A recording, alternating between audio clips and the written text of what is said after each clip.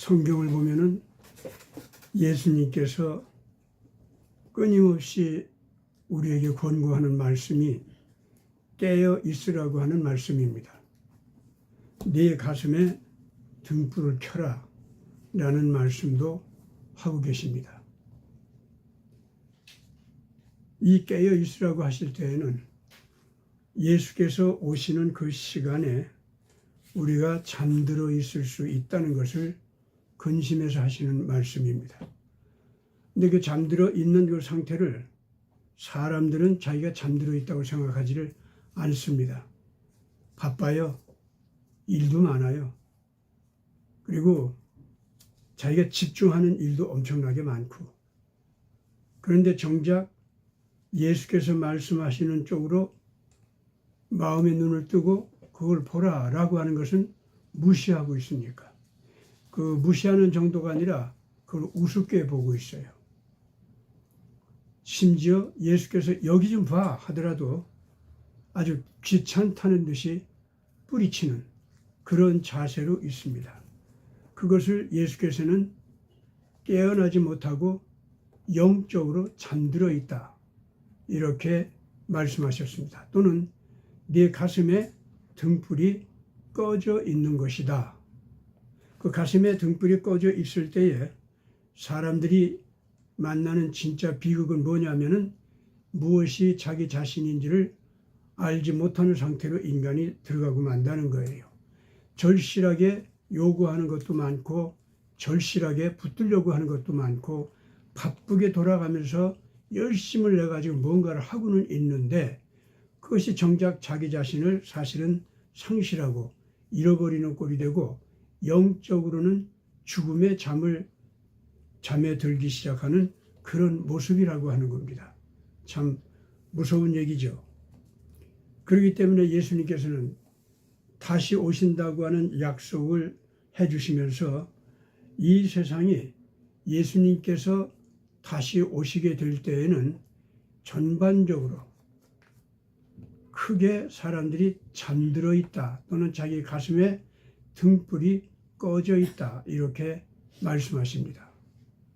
그런데 실질적으로 인간의 타락상을 보면은 잠들어 있다라고 하는 것은 적극적으로 예수께서 나를 보라라고 하는데 그 예수도 나를 보라라고 하는 주의 주시는 말씀도 싫어하고 거부하는 정도가 아니라 그렇게 자꾸 흔들어 깨우면서 나 좀 보라고 하는 그걸 갖다가 분이 여겨서 발로 내차버리고 나중에는 칼로 찔러서 죽일 정도로 미워하는 이런 정도로까지 된다는 얘기입니다. 여기서 깨어 있으라고 하는 말씀은 그렇게 영적으로 죽어 있다. 즉 진리에 대해서 의에 대해서 또 우리를 구원하기 위해서 오시는 메시아에 대해서 관심의 등불이 꺼져 있다. 오시는 메시아를 옳게 바라보고 그분을 따르고자 하는 그런 마음, 그런 것을 내가 적극적으로 분이 여기고 미워하고 짜증스럽게 여기고 그런 식의 의무감이 생기도록 하는 사람을 보면은 미워하기까지 된다. 이런 뜻으로 하신 말씀입니다. 그래서 그건 영적으로 죽어 있다. 달리 말하면 그런 얘기가 됩니다. 그래서 오늘 본문 말씀에서 그러므로 깨어 있으라. 어느 날에 너희 주가 임할는지 너희가 알지 못함이라. 너희도 아는 바니 만일 집주인이 도적이 어느 경점에 올 줄을 알았더라면은 깨어 있어 그 집을 뚫지 못하게 하였으리라. 이러므로 너희도 예비하고 있으라. 생각지 않은 때에 인자가 오리라. 이런 말씀을 하고 있습니다. 나는 오늘 우리 시대를 당해가지고 이와 같이 우리를 구원하시러 오는 예수, 그분을 알아볼 수 있는 깨어있는 영적인 상태, 그것이 무언가를 좀 풀어서 얘기를 하고자 합니다. 지금 당장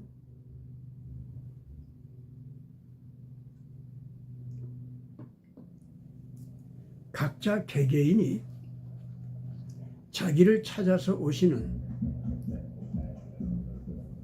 속죄양 메시아 예수, 그분을 정말로 나를 구원하실 분으로 알고 있고 나를 힘있게 의를 향해서 달려갈 수 있도록 하게 하실 분이라고 그렇게 알고 있고, 내가 만약에 그렇게 살기만 하면은 참 나 자신에 대해서 긍지를 느끼고 기쁘게 나를 바라볼 수 있어.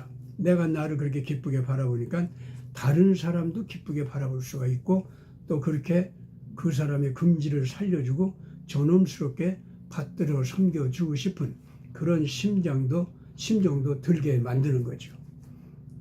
또 같이 그 예수 그리스도를 맞이하는 그 마음이 아닌 사람들은 그 잠든 상태에서 깨워주기 위해서 안타깝게 흔들어 그 사람을 깨워가지고 함께 한 마음으로 같은 방향으로 갈 수 있도록 이렇게 하려고 하는 마음이 저절로 이게 생기게 되는 것. 이 개인적으로는요, 대체적으로 이것이 어떻게 나타나느냐 하면은, 예수라고 하는 분이 이 세상에서 살아나가신 그 역사, 그 자체가 얘기를 들을 때마다 그렇게 기쁘고 즐거워요. 세상이 그렇게 돼야 된다, 그런 느낌이 듭니다. 그래서 다른 어떤 일보다도 그 예수에 관한 그 소문이나 예수에 대해서 알려주는 정보나 예수께서 활동하신 그 사적, 이런 것들을 갖다가 마음에 사랑이 가기 때문에 자꾸 그걸 더 보고 싶어하고 듣고 싶어하고 이해하고 싶어하고 질문을 많이 하게 되는 마음, 이걸 갖다가 성경에서는 뭐라고 했냐면은 진리를 사랑한다, 이렇게 얘기를 한 겁니다. 예수께서 이렇게 함께 살자라고 하는 말씀이 나오면 아주 즐겁게 그런 쪽으로 살아가고자 하는 마음이 생기는 것, 이런 것을 갖다가 예수님께서는 거듭났다, 이렇게 얘기를 한 겁니다.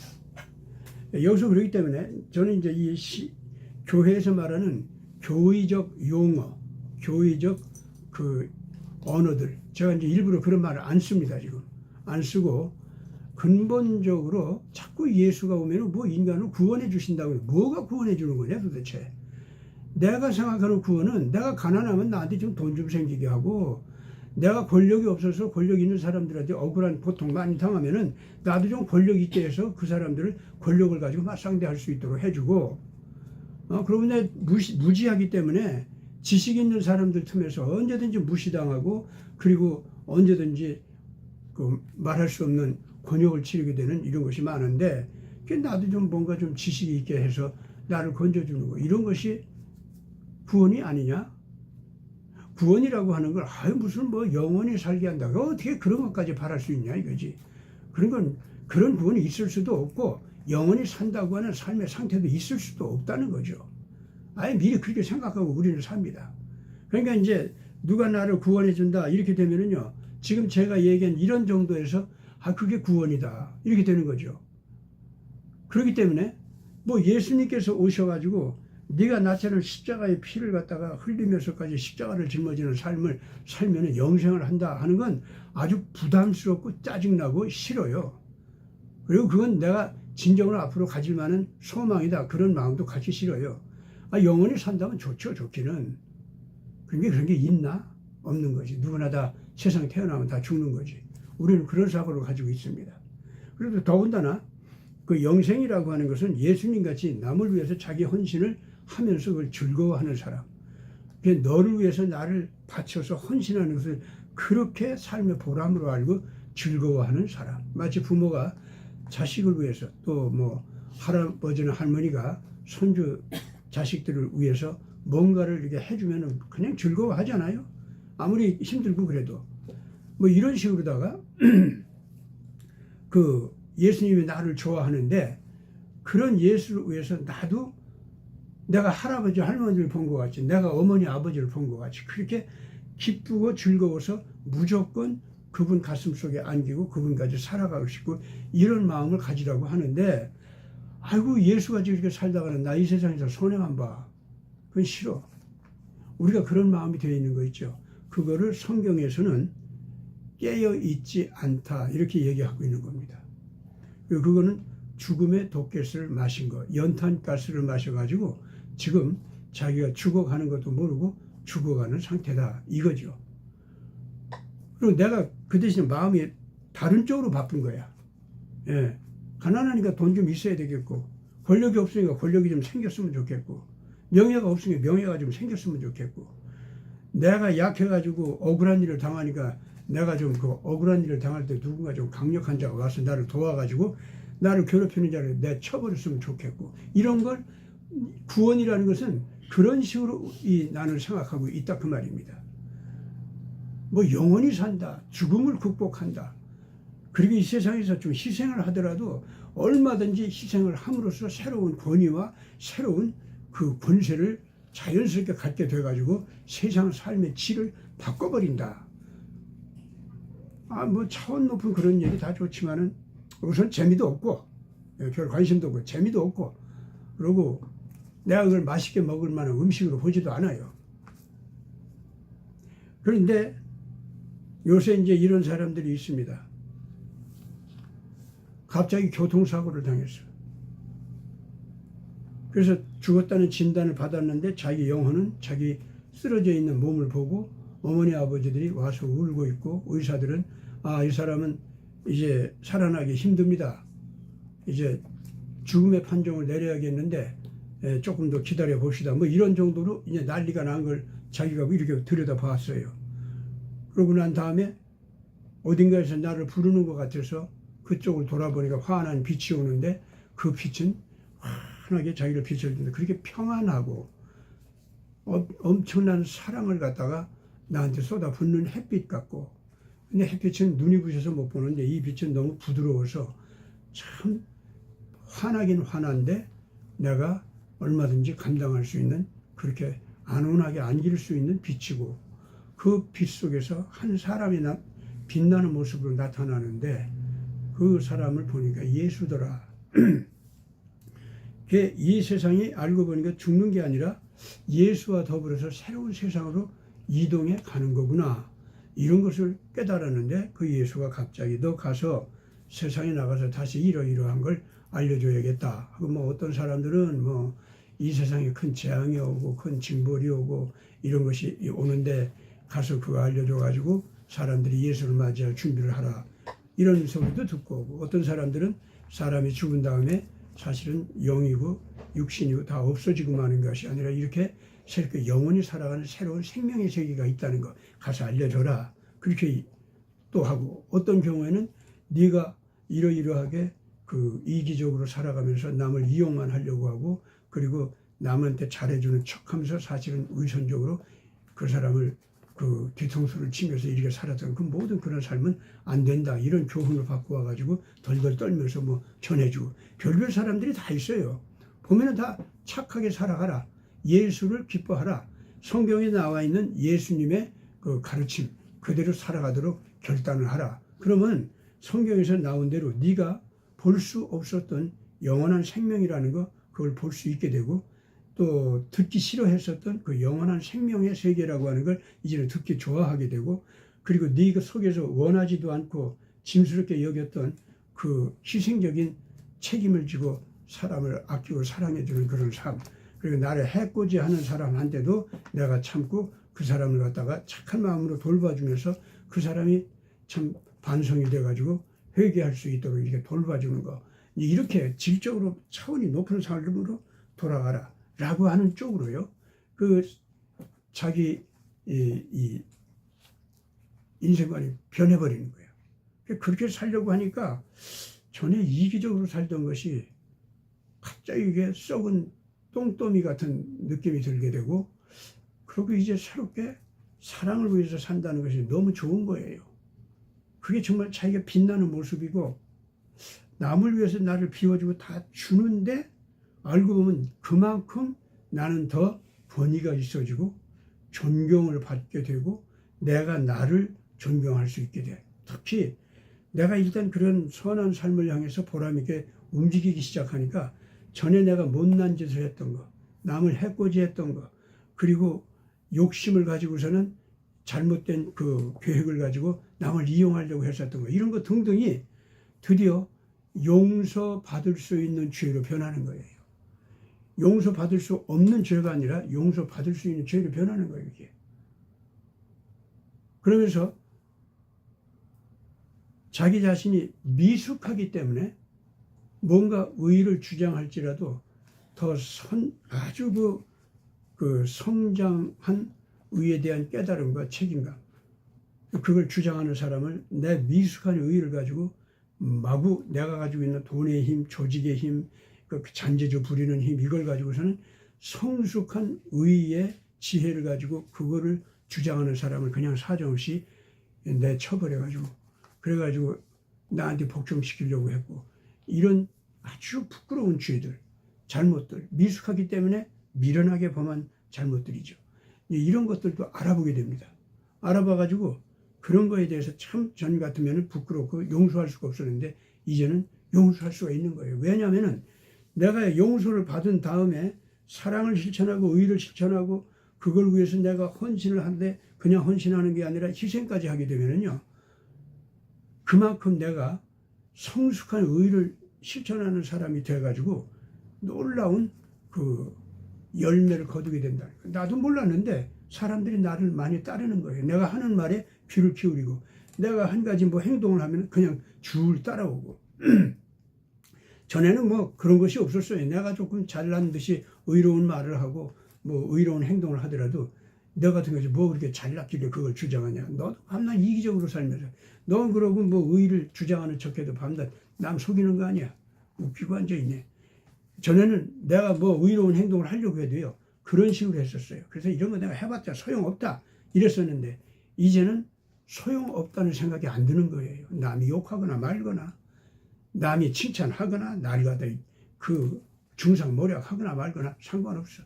나는 그냥 의의를 한번 주장하면 실천을 하고 실천하면서 어떤 그 욕을 먹어도 또 어떤 칭찬을 들어도 그거는 아무 상관도 없이 꿋꿋하게 내가 의로운 일을 자꾸 해나가면 더 큰 의를 책임지고 할 수 있게 된단 말이에요. 또 사람들 믿고 또 따르게 되고 이래 가지고 드디어 십자가를 짊어진다는 것이 바로 이런 거구나.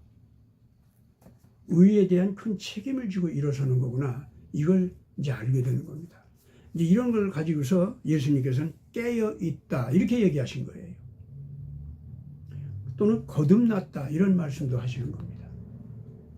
그러니까 깨어 있으면은 또는 거듭났으면 그 사람의 그 인격은 끊임없이 성장하는 과정을 거치게 됩니다. 그게 더 성장할수록 더 큰 의에 책임지고 더 큰 의의 희생을 감당하고 더 큰 그 십자가를 짊어지게 되는 겁니다. 자, 오늘 그러면 이거는 대체적으로 개인적인 인격을 신앙을 통해서 변화시킬 때 이 성경에서 가르치는 내용이 뭐냐, 즉 깨어 있다는 것이 뭐냐, 바로 이런 겁니다. 이런 사람들은요, 개인적으로 어떻게 됐냐면은 예수님 같은 분은 십자가에 달려 돌아가셨어도 부활하셔야 돼. 그래야 이 세상은 살만한 세상이야. 그런 분이 죽어도 다시 살아나는 이러한 진리, 이러한 의의 권위, 권세, 이런 것이 있어야 이 세상은 정말 내가 사람 값어치를 발휘하면서 살만한 세상이야.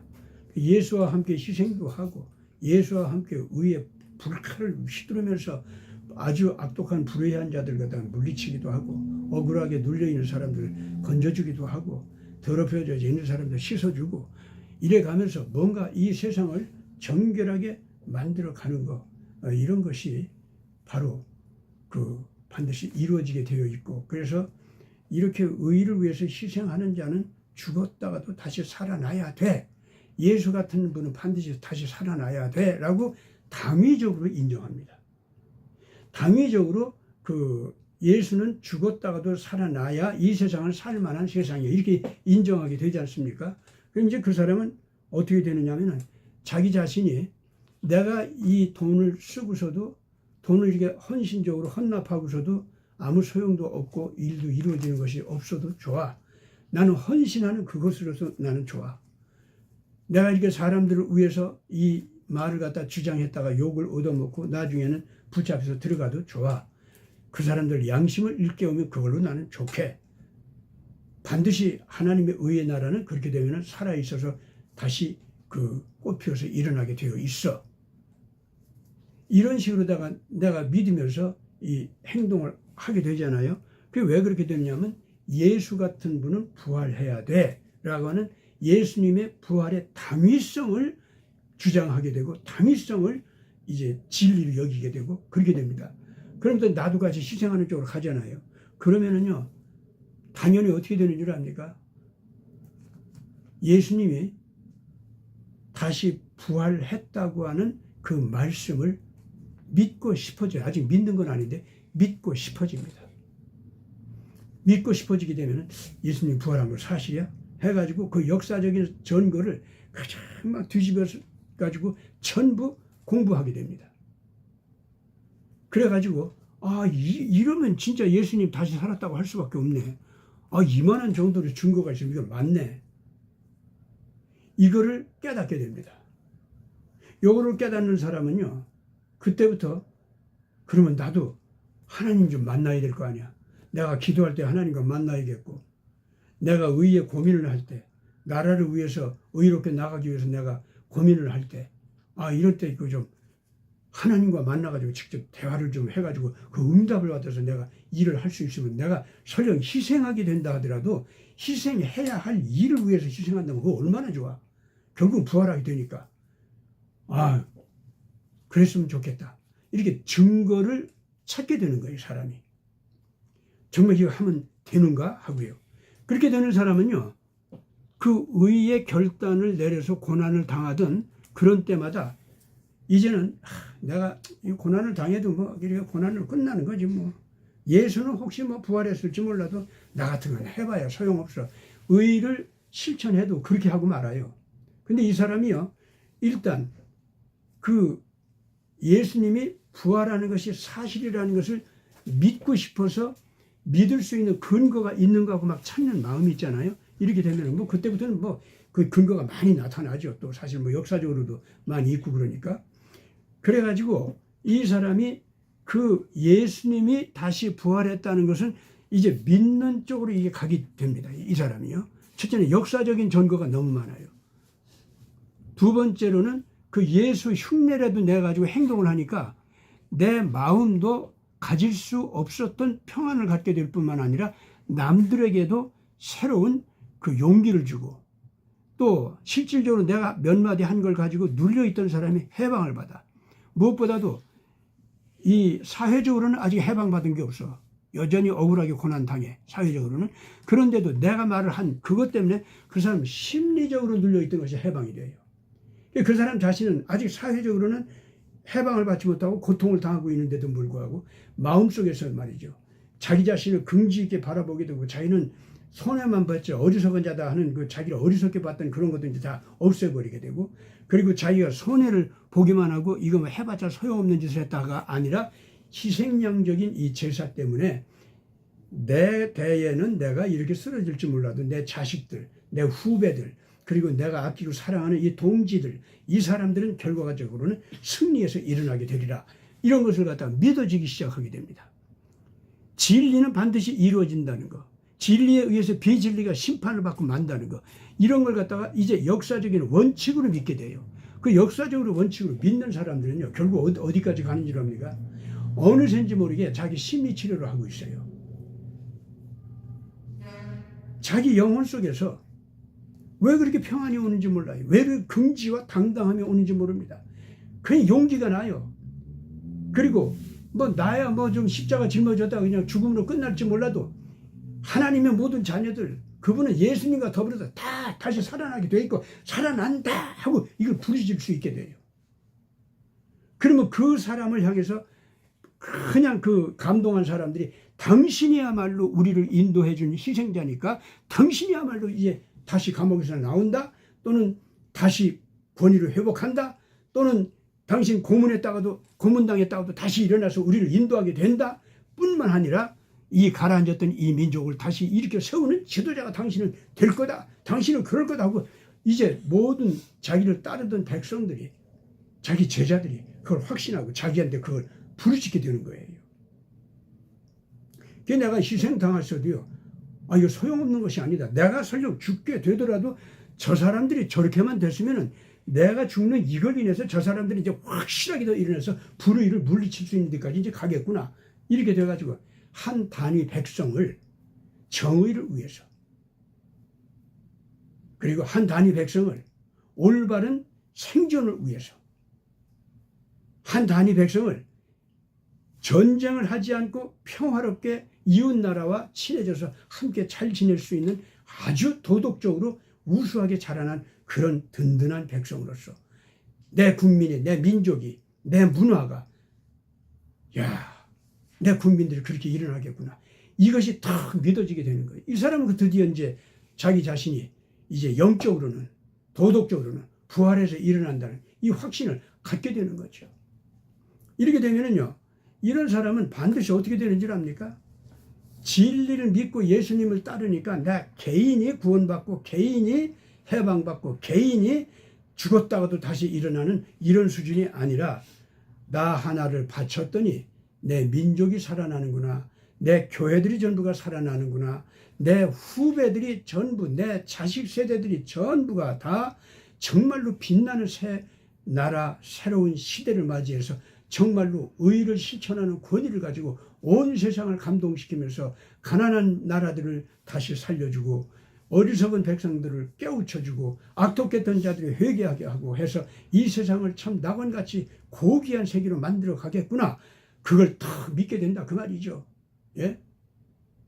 이거를 가리켜서 지금 현재 성경에서는 뭐를 얘기하느냐면, 이런 사람들이 모세처럼 엘리야처럼 깨어난 사람이다, 그렇게 얘기하는 겁니다. 저는 그렇기 때문에 오늘 태극기 애국 국민들, 당신들이 그 개인적으로나 집단적으로나 당신들은 예수님 앞에서, 예수님의 이런 사랑의 법칙 앞에서, 예수님의 사랑에 따른 그 정의의 법칙 앞에서 어떻습니까? 당신들은 살아있는 분들입니까? 아닙니까? 그럼 뭐 개인적으로만 믿고 그렇게 살기를 바라고, 당신들이 이제는 반드시 부활하는 생명의 힘을 가지고 다시 이 민족을 살릴 것이다, 내 나라를 기어코 이렇게 세울 것이다, 이렇게 믿습니까? 안 믿습니까? 어떤 분은요, 나는 죽어도 좋아, 희생해도 좋아. 근데 참 이것이 부활이 되는지 어쩌는지 난 잘 모르겠어.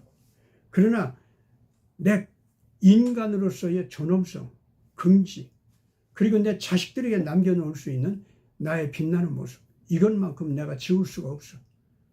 내가 양심상으로, 의의 법칙상으로 내 자식들 앞에서 부끄러울 수 없어.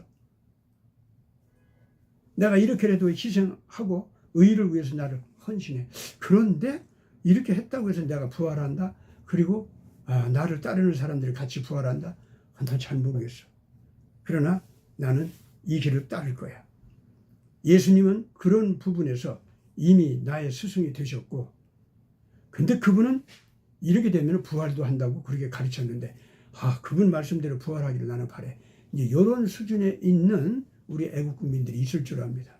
예, 그분들도 일단 구원의 은총 속으로 들어오기 시작했습니다. 왜 그런 줄 압니까? 거기서는 아직 당신네들이 믿는다고는 할 수 없잖아요. 원래 이 기독교에서는 믿는 자가 구원받는다, 그렇게 얘기하죠. 그런데 여러분들, 믿기 이전에 예수님께서 뭘 요구하는 줄 압니까? 네가 나를 사랑하느냐, 이렇게 물어봐요.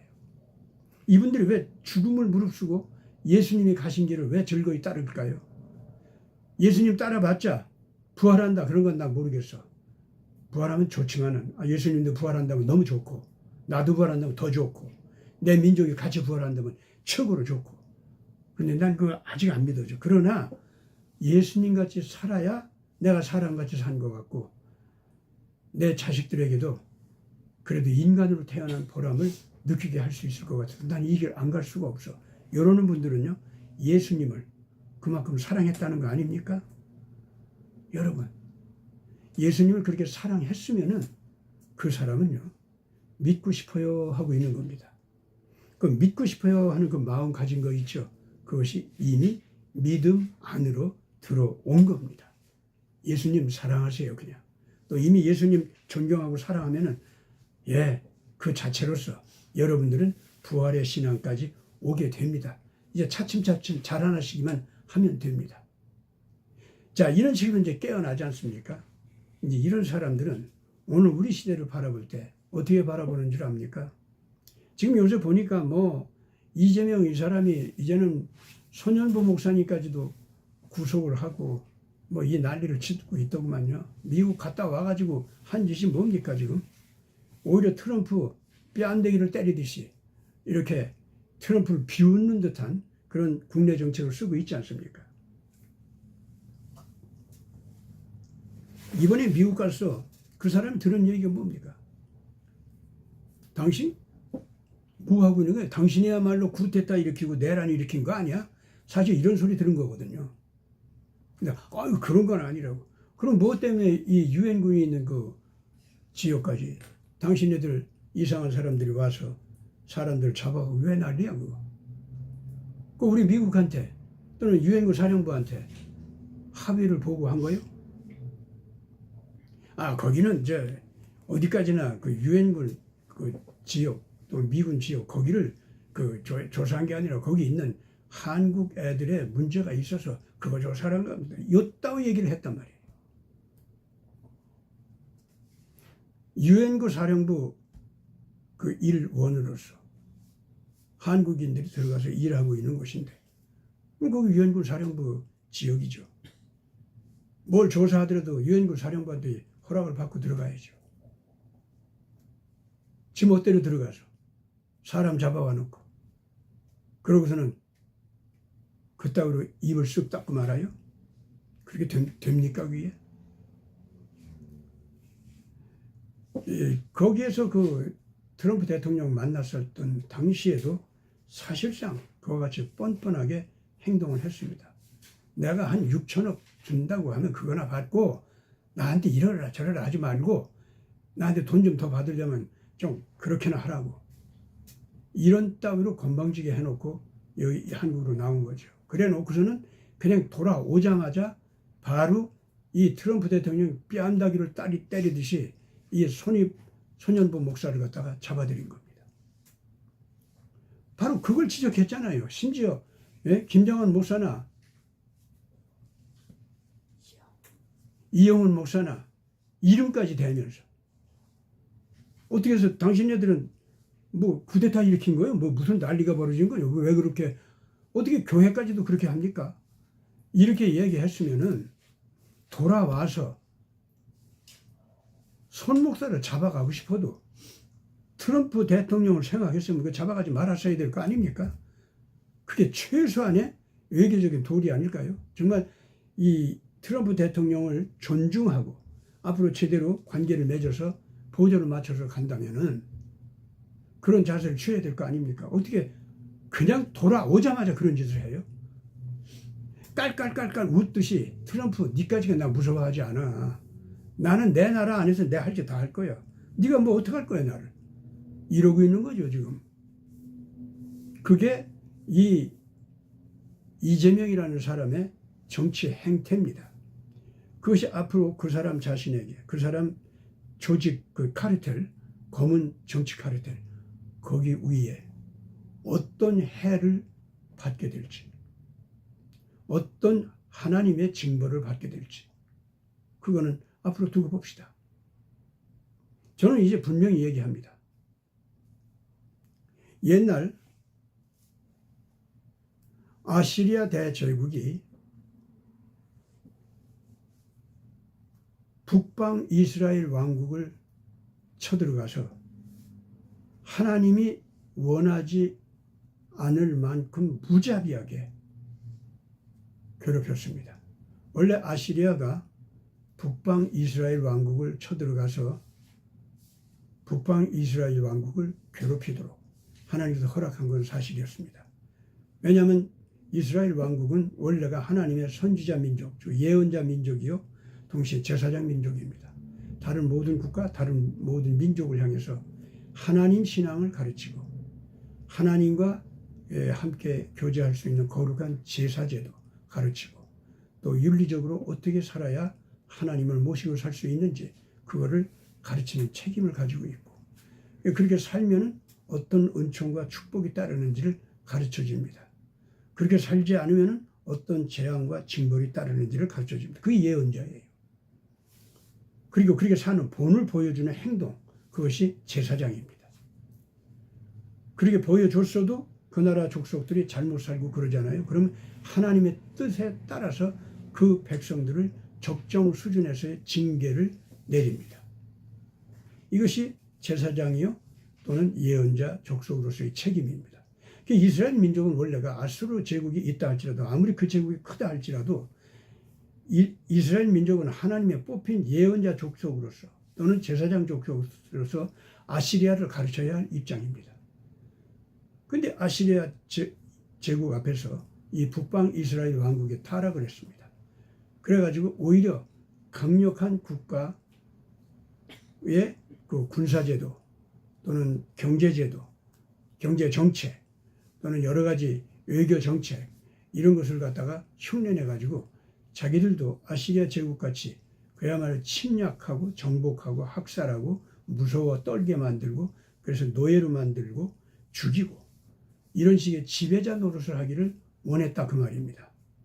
북방 이스라엘 왕국 왕이 그랬어요. 아합이라는 왕이. 이 사람이 이렇게 되니까 하나님께서 선지자 노릇도 못하고 예언자 노릇도 못하는 거예요. 그 이스라엘이. 원래 아시리아를 가르쳤어야 되는데 아시리아가 그 무지합의한 거 그걸 잘못했다고 가르쳤어야 되는 거예요.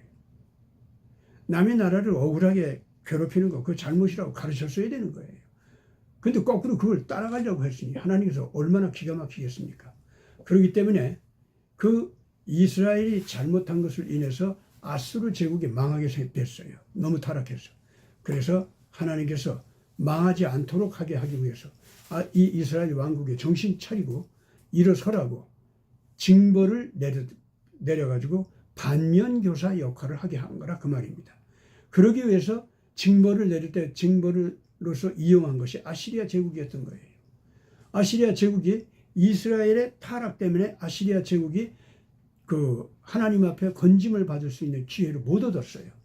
그렇기 때문에 그 아시리아가 이제 망할 정도로 타락해 가고 있는데 그거에 대한 책임이 누가 있냐면은 이스라엘 백성이에요. 그래서 이스라엘 백성한테 징계를 내리게 된 겁니다.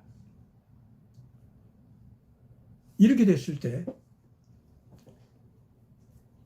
요나라고 하는 선지자가 하나님 앞에서 그래도 이스라엘 백성은 하나님을 아는 백성이요 율법을 아는 백성이요 제사 제도를 가지고 하나님과 통하는 백성이었는데 어찌 더 악한 아시리아 때문에 망해야 한단 말입니까? 그리고 아시리아는 아직도 저렇게 살아남아 있네요. 하나님 이럴 수가 있습니까? 하고 이 요나가 막 대들었어요. 그랬더니 하나님께서 야 요나야 아수르 백성도 내 백성이다. 너희들 이스라엘 백성이 잘못해가지고 그 나라가 다 망하게 되었으니 책임 추궁을 내가 하는 것이 마땅한 거 아니냐? 그래서 반면교사 노릇하게 하느라고 징벌 좀 내렸다. 그러나 저들이 이스라엘한테 나는 매를 한 2대쯤 때리라고 했는데 저들은 아예 10대쯤 때려가지고 완전히 온 세상에 그 이스라엘에서 뿌리를 뽑아가지고 온 세상에 흩어버렸구나. 그래서 이제 흔적도 없이 사라지게 만들었구나. 내가 이것을 인해서 내 흩어지는 백성들을 갖다가 다시 모으고 살아있는 하나님 나 여호와가 이스라엘 백성을 영원히 버리지 아니한다는 것을 내가 보여줘야겠다. 그걸 온 세상에 보여줘야 되고 다만 이스라엘이 벌을 받은 것은 자기 책임을 다하지 않은 것에 대한 책임 추궁이라는 것. 따라서 아수르도 이스라엘을 내가 2대쯤 때리라고 했는데 저들이 10대를 때려서 이스라엘 백성이 너무 고통이 심하니까 그 징벌을 이제 내가 그들 위에 내린다고 해. 넌 요나는 가서 전해줘라. 그래가지고 회개를 하면은 그들에게 이제 영생할 수 있는 이 거룩한 진리를 받아들일 수 있게 하고 그들 마음이 부드러워져서 그렇게 하고 말을 안 들으면 이번에 내 망하게 한다. 이래가지고 요나한테 가서 그 아수르 제국을 갖다가 그 회개시키라고 했어요. 그랬더니 요나가 그냥 하나님 나 그걸 못하겠습니다. 하고서는 그냥 달아나 버렸어요. 먼 데로 그 배를 타고서 달아나기 시작했습니다. 요나야, 너 왜 이렇게 말을 안 듣냐? 니느웨 백성도 아수르 백성도 내가 아끼고 사랑하는 백성일 거 아니냐? 네가 가서 권하면 그것을 회개할 텐데 네가 왜 가지 않느냐? 그러니까 주님, 그렇다면 이스라엘 백성은 정말로 살려줘야 될 거 아닙니까? 어떻게 저 악한 것들로 인해서 내 백성은 이렇게 다 망하게 만들어 놓고 오늘날 저들을 먼저 살려준다고 하니 내가 왜 거기를 갑니까? 나 못 갑니다. 이러고서 소리치면서 안 간 거예요. 그랬더니 하나님께서 그냥 큰 물 속에 있는, 바다 속에 있는 괴물 같은 물고기가 나타나가지고 요나를 삼켜버리게 했어요. 그 뱃속에서 요나가 하나님한테 간구합니다. 내가 오늘날 하나님의 낯을 피하고 눈을 피해서 하나님의 자비로운 권고를 하지 아니하고 권고를 받을 만한 그 백성들을 미워하기만 하고 하나님께서 징벌을 내기를 바랬더니 내가 이 모양이 됐구나. 하나님이 이렇게까지 이 백성을 아끼고 사랑하면서 살려주려고 하니 내가 가서 저들을 살릴 수 있는 이 말씀을 전하는 것이 마땅하다. 그걸 회개하면서, 그러나 그 대신 하나님, 내 민족 이스라엘을 살려주십시오 하고서 물고기 뱃속에서 사흘 반 동안 기도를 합니다. 그랬더니 하나님께서 물고기 뱃속에 있을 때 그때 응답을 주십니다. 요나서 2장에 보면 게 나오는데, 내가 오늘날 하나님의 명령대로 이 백성들을 살리기 위해서 이제 말씀을 전한다고 순종하겠다고 말씀을 드렸더니 오늘날 나를 살려주셨구나. 나를 건져주시는구나. 그걸 찬양하는 노래가 요나서 2장에 나옵니다. 그거 보면은 그때 당시는 아직 물고기 뱃속에 있을 때예요. 중요합니다. 자기 내부에서 하나님의 거룩한 의, 자비, 그것을 실천하기로 작정하는 거 있죠. 당위적으로 옳다. 첫째 그걸 인정했다는 말이죠. 근데 당위적으로 옳은 그걸 자기는 싫었어요. 싫다 보니까 그게 이루어진다는 것도 믿기도 싫었고요. 그런데 이제 하나님과 부딪히면서 그 하나님 자비로우신 마음 씀씀이대로 그대로 자기도 그 아수르 백성한테 권고를 하는 거. 이렇게 하면 원래 이스라엘 백성들이 아수르로 권고해서 건져주는 그 책임을 요나가 다 하는 거 아니겠습니까? 아수르가 그 멸망했던 것을 갖다가 이 요나가 권고함으로써 아수르를 건져줘. 그러면은 이스라엘 백성은 말하자면은 요나를 통해서 자기들이 하지 못했던 그 일을 다 할 수 있게 되는 거예요. 그러면은 이스라엘 백성은 다시 용서를 받고 다시 새로운 그 희망을 향해서 이게 다시 일으켜 세울 수 있는 그런 기회가 되는 거예요. 구원받게 되는 거예요. 그래서 요나가 이 아수르 백성들만 살려주기 위해서 자기 역할이 있는 게 아니라 자기가 아끼고 사랑하는 이스라엘 백성들도 살려줄 책임이 있어가지고 그래서 아수르 사람들을 살려달라고 기도하면서 아수르 사람들한테 올바른 메시지를 전하는 거. 여기까지 가게 되어 있었던 거예요. 요나가 이제 그런 기도를 하니까 하나님께서 물고기 뱃속에서 토해내가지고 요나가 살아나왔습니다. 그래서 니느웨 성까지 갑니다. 가는데요, 요나가 또 마음이 또 뒤틀려요. 그래가지고 회개하면 산다 이런 말씀을 해야 되는데 회개하면 산다는 말을 쏙 빼버리고 너희들이 이러이러한 죄를 저질렀으니까 망한다 요 소리만 해요. 이 니느웨 성에 가서도. 그런데 기가 막히게도 그 백성들이 왕부터 시작해서 일반 백성에 이르기까지, 아니 짐승들에 이르기까지 아주 단식까지 하면서 금식까지 하면서 여호와 하나님 앞에 우리가 잘못했다. 이스라엘 백성들을 우리가 너무 때렸다. 너무 괴롭혔다. 잘못했다. 우리 다 같이 기도하자. 우리가 잘못하면 우리가 망하게 생겼다. 해가지고 그 사람들이 금식 기도를 하는 거예요. 그러니까 요나가 화가 나가지고 또 하나님 앞에 나와서 내가 그랬죠. 하나님의 자비로우셔서 그냥 내가 가서 외치면 반드시 회개할 것 같아서 그냥 내가 너 망한다 소리만 했는데 쟤들 다 이제 그냥 막 금식하고 용서해달라고 막 그러네요. 그 자비로우셔서 당신께서는 저들을 살려주는 거 아닙니까? 차라리 다 죽고 싶습니다. 이러고서 요나가 또 그래요. 그러니까 요나야, 네가 그렇게 화내는 것이 그렇게 합당하냐? 이스라엘 백성이 원래 이 느느웨 성한테 네가 오늘 한 거 같이 그거 했어야 되는 거야. 그러면 너 지금 했어도 지금 현재 반만 했잖아. 회개하면 산다는 말을 왜 안 해? 꼭 그거 했어야 되는데. 그래도 쟤네들이 알아서 회개를 하네. 내가 그 사람들 좀 더 살려주는 것이 뭐 어때서 그러냐. 여러분들 역사적으로요. 그래서 니느웨 성 백성들, 아수르 사람들이 이 요나 선지자의 말 때문에 한 74년쯤 더 그 아시리아 제국이 생명이 연장됩니다. 그러고 난 다음에 히스기야 왕 때 이사야 선지자를 만나서 아수르 제국이 망하게 되는 겁니다. 그때 가서 아주 또다시 그 회개했던 마음이 다 돌아서 가지고 또 악하게 된 거죠. 유다 왕국까지도 이제 정복하려고 쳐들어왔을 때 그때는 아수르 제국을 내쳐버렸습니다. 그렇게 된 겁니다.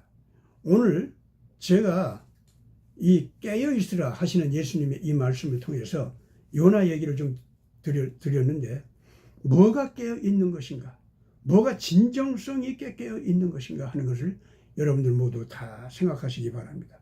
염려들 하지 마시고요. 뭐 이재명 같은 사람, 문재인 같은 사람, 시진핑 같은 사람, 김정은 같은 사람, 여러분들 너무 미워할 거 없어요.